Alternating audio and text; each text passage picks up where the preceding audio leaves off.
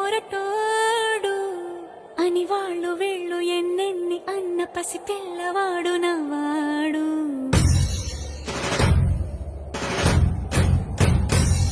విడుముండోడు అని ఊరు వాడ అనుకున్న గాని మహారాజు నాకు నవ్వాడు.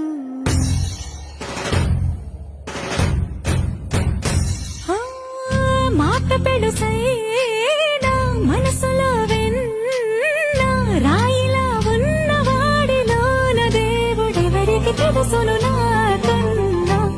సూసేకి అగ్గిరవ్వ మాదిరే ఉంటాడు.